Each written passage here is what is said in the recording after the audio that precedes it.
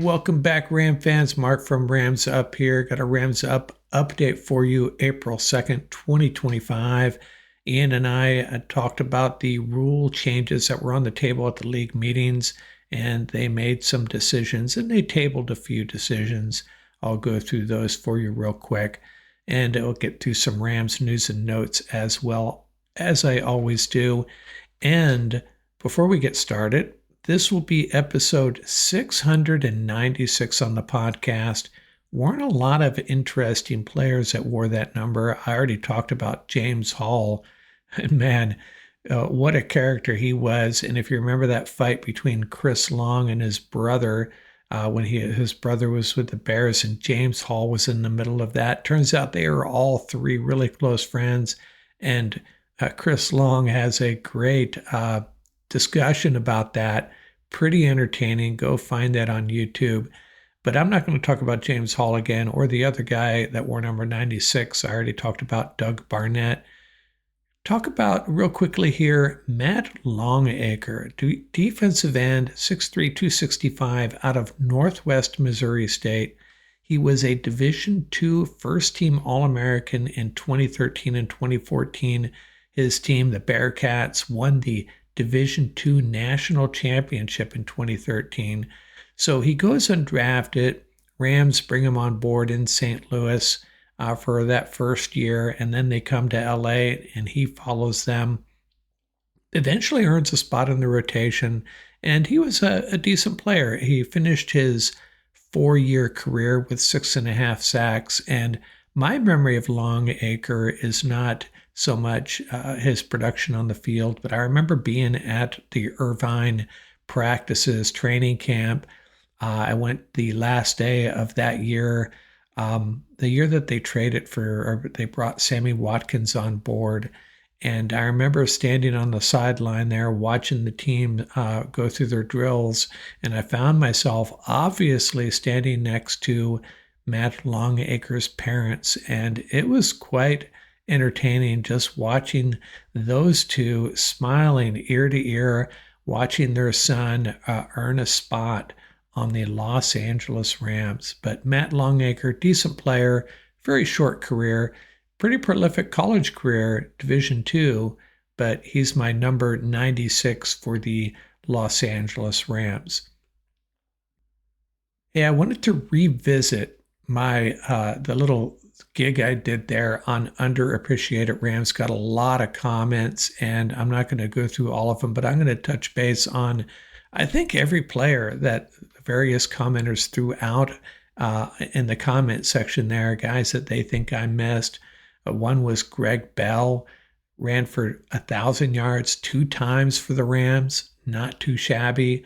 Billy Waddy, an overlooked wide receiver, 6 years with the Rams, 1,700 yards. His biggest mark was really made in that Super Bowl against the Steelers, 3 catches for 75 yards. David Hill, great blocking tight end. The commenter said that he was one guy that could take care of Lawrence Taylor for you. He was the younger brother, by the way, of the great longtime LA sportscaster Jim Hill. Now, Hill, Waddy, and Bell, I don't know if any of them really qualify as underappreciated. Maybe Bell. Then there's John Franklin Myers. Hey, he was with the Rams for just 1 year, and he's a guy that I would discuss if we're talking about players that the Rams gave up on too early. And I think I did a little spiel on that a while back. Went on to have a much better career with the Jets, and last I heard he was with the Broncos. I don't know where he is now. And he actually had a Super Bowl moment as well, causing a Tom Brady fumble in that Super Bowl. The Patriots, unfortunately, were able to cover that, though. Hey, Carl Eckern was mentioned, and the Rams had 3 linebackers in that era, Carl Eckern, Jim Collins, and Mel Owens, and they were all pretty darn good. Didn't get a lot of recognition. None of them were, they're kind of in that, well, I wouldn't say in the James Laurinaitis stratosphere, but maybe a notch below. But certainly all 3 of them would qualify as underappreciated. So I would go along with that. Irv Pankey, the offensive lineman, I agree. A lot of great Rams offensive linemen over the years, and maybe Pankey is a guy that doesn't get the kudos he should. Henry Allard, hey, Henry Allard's not underappreciated. I think we all understand, where he sits in the as far as Rams' great wide receivers. He's right there, right up there at the top. And then Tony Horn, I think any of us that watched that Greatest Show on Turf, that era, certainly appreciate Tony Horn, but I get it. Maybe he should be celebrated a little bit more. Jerry Gray, yeah, I could see that. I certainly could. If I did a version 2 of this, I'd probably throw Jerry Gray in there. Someone mentioned John Cappelletti, and I'm going to have to disagree on that. 2,200 yards over 5 seasons. And hey, if you're talking about, the memories that he created after winning the Heisman there, that speech about his little brother, man, that's pretty good stuff. And if you don't know what I'm talking about, go find it on YouTube. John Cappelletti giving a shout out to his little brother who was struggling with with a disease, and Cappelletti breaking up in tears during that speech. Willie Miller, Isaiah Robertson. Robertson was probably the most complete linebacker to ever put on a Rams uniform. And I guess he's probably, he probably needs more recognition on the national level, but I think most Ram fans get it. But version 2 of this, I'll throw Isaiah Robertson in there. Charles White, the USC running back, 4 years with the Browns, comes to LA, rushed for over 1,300 yards and 11 TDs one season. Barry Redden, I'm not buying Barry Redden. He was basically Dickerson's backup. And then there's Woody Strode. We've talked about his acting career. Bernie Casey, 6 years with the 49ers, 2 years for the Rams. So I'm not going to call him an underappreciated Ram, but I was unaware reviewing him. I didn't remember who he was, to be quite honest. And he had a really prolific acting career. So in that respect, maybe underappreciated. But hey, he was a 49er for 6 years, so I'm not going to spend a lot of time talking about him. And by the way, Woody Strode, breeze through him real quickly. He played a gladiator in the great movie Spartacus. So check that out sometime. Jeff Kemp, I guess, I saw a trailer on a story recently about the legendary Ram quarterback Jeff Kemp. And I'm sorry, I'm not buying that either. Underappreciated, perhaps. If we're saying that he was a decent quarterback and doesn't get recognition for that, then okay, I can roll with that. Bob Lee. Now, Bob Lee was a guy I'd forgotten about as well, and he is one of 12 quarterbacks. Let me make sure I get this right. One of 12 quarterbacks to post a perfect quarterback rating in one game and a 0 passer rating in another, and he's the only one to do it in the same season. Fullback Mike Gooman, and then some other names: Henry Childs, Mike Barber, Aaron Cox, and Preston Denard. Some other names thrown out there. So good list. I appreciate everybody chiming in. And hey, we'll do another version of this another day. And I'll try to keep these notes for next time. Improve on that first list, perhaps.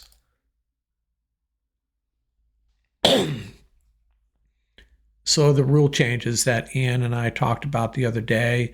No more push tush. That was tabled. Surprised me, but I'm sure there's some pushback from certain quarters, and I don't blame them. Hey, the Eagles, from their perspective, we figured it out. We know how to do it. We do it well. We're using our players to, accentuating their skills, putting their best skills to use, and it works. Teams struggle to stop it, and they want to make it illegal. So I can see that they're not going to rush into this and change the rules. I still think maybe they will. Maybe they'll tweak them a little bit. Maybe find a middle ground where you're allowed to have one 300-pound offensive lineman in the backfield or something. So they're working on that still. The overtime rule was changed, but it's still only 10 minutes. In the playoffs, it's 15 minutes. But both team gets their hands on the ball.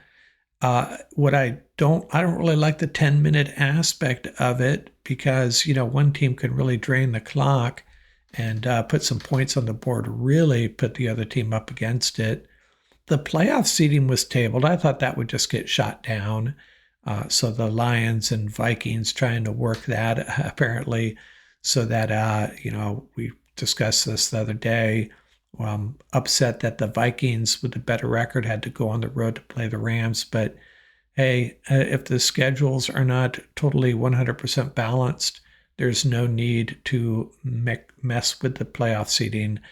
Ian and I both agreed on that rule. The kickoff rule was changed, so touchbacks will come out to the 35, and that's going to increase the number of kickoffs. It's going to be really exciting. It's going to be much more stressful, I think, especially, if you score late to take the lead.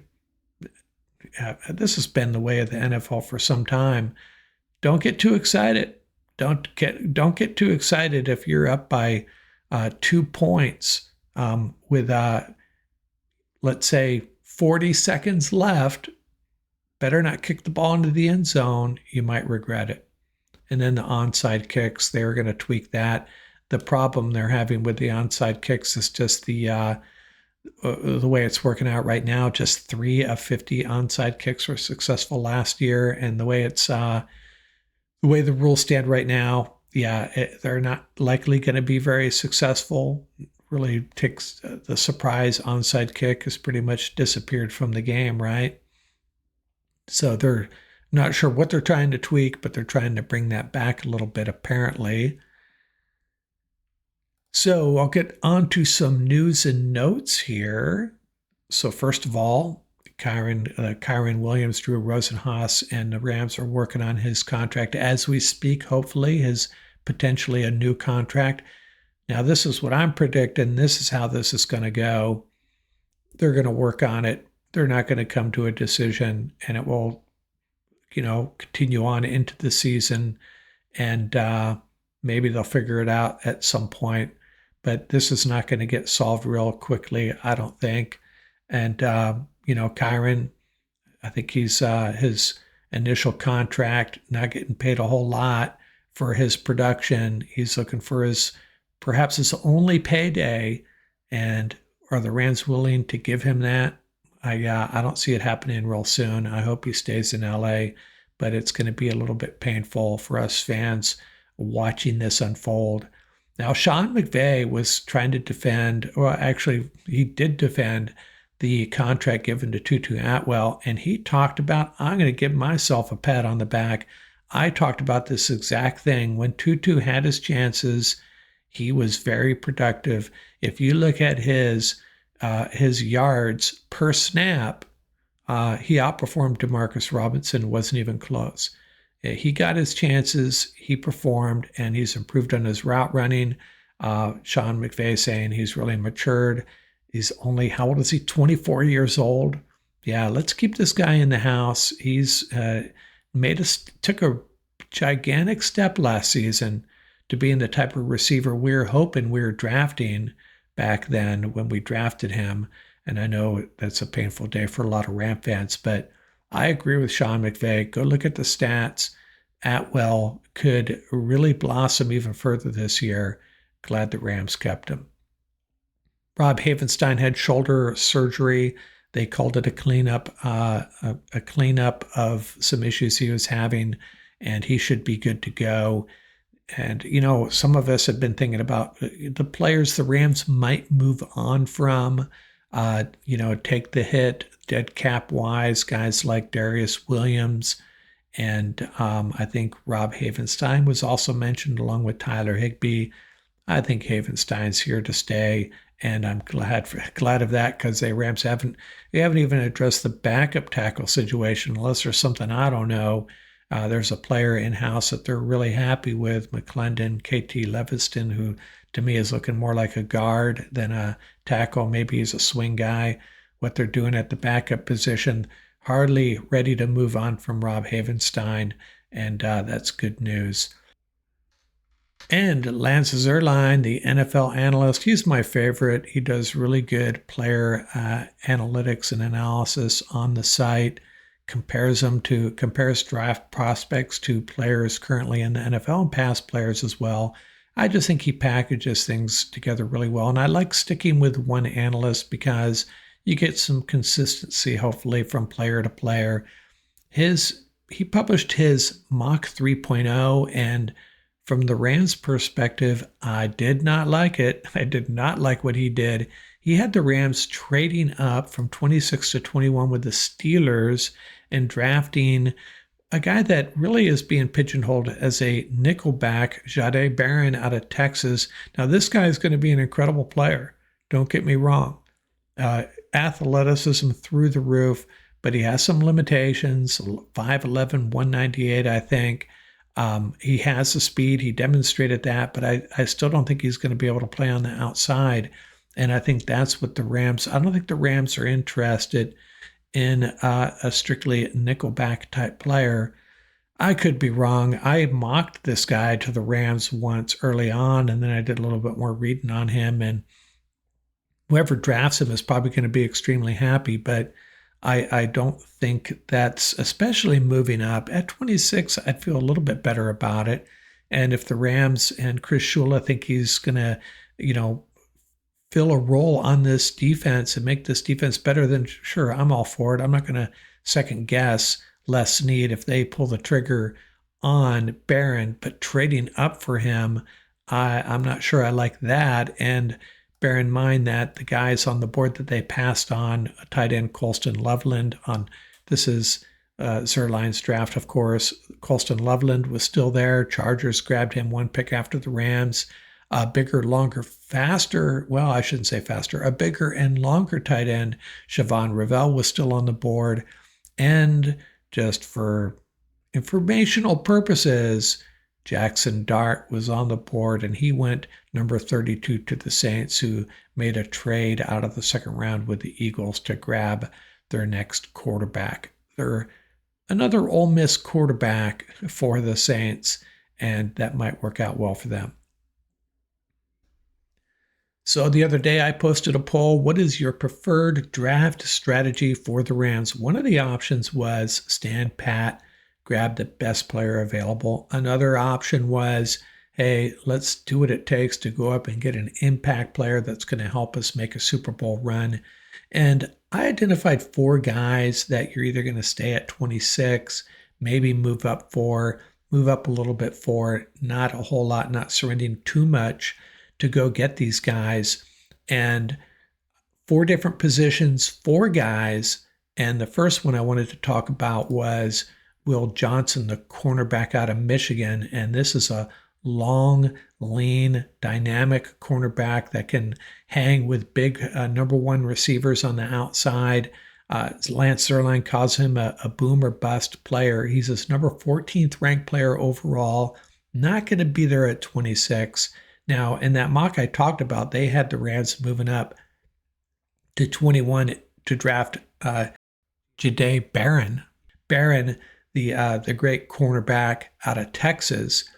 Now, 2 different types of players. Johnson, more of a one-on-one, in-your-face cornerback.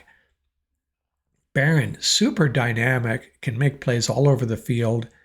And he's probably going to play in the slot. Really good against the run, though. And I would love for him to be on the Rams as well. I just think Johnson is the one you move up for this defense. If Barron's there at 26, I have to give him consideration, though. I think wherever Barron ends up, that team's going to be really, really happy with him. The next guy I want to talk about, another guy that might last to 26. It just depends on how these wide receivers stack up. Matthew Golden out of Texas. You got Egbuka out of Ohio State, McMillan out of Arizona, Luther Burden out of Missouri, and Golden. I guess you can include Travis Hunter if teams see him as a wide receiver. Where do these guys stack up? How are teams evaluating them? One of them is going to slip to 26, I would think. In the simulations I ran, It's probably 50-50 that Golden would be there. And the pecking order of these guys on various draft boards seems to change on a weekly basis. I like Golden, 5'11", 191, by the way, for his big play potential.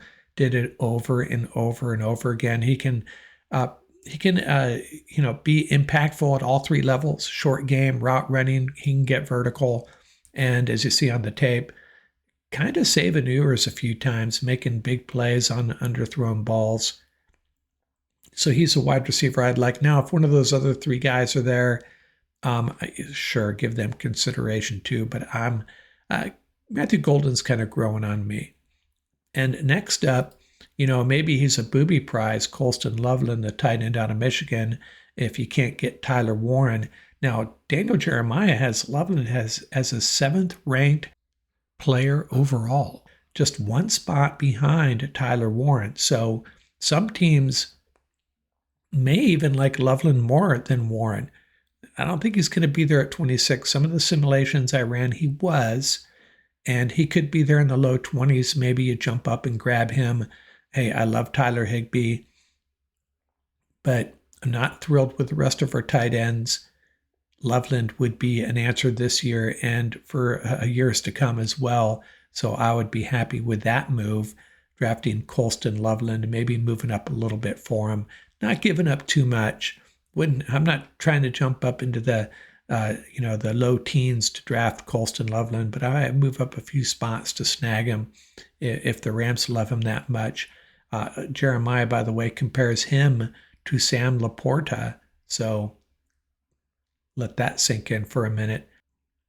And the last guy, one most likely to be there, is linebacker Jihad Campbell. That's right out of Alabama.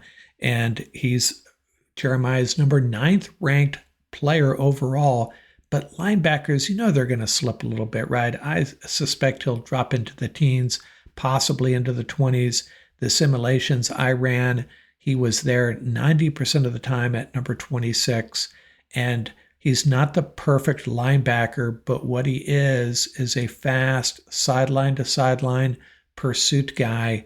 And that's what this defense has been lacking really since Ernest Jones, right? So pair him up with Omar Speights, Nate Landman as the backup, grab another guy, find yourself an undrafted rookie or maybe Tony Fields, and you're set at that linebacker position. And those two guys, Will Johnson, Jihad Campbell, one of them, you're not going to get both, but either one of them would really elevate this defense. I think cornerback's probably more important, and I'd probably take Barron before Campbell if they were both there. But elevate this defense for sure. And then Golden and Loveland both have similar traits in that they can threaten a defense at all three levels, one from the wide receiver position, the other as a tight end. So those are the four guys I would be thinking about, not giving up too much if you need to move up and get them, or if one of them is there at 26, guys that are going to help us this year make a Super Bowl run. And I'll take another hack at this in a few days. What we do if we want to drop back a little bit, what we might be looking at, or just absolutely not moving up, who is realistically, seriously going to be there at 26 without trading. And then we'll maybe look at making the big plunge, giving up a few picks, moving up into that top 10, and who we might be targeting, who we should target if we did that. I don't think that's in the cards for our Rams, but hey, why not take a look? That's what we'll do next time out here from Rams Up.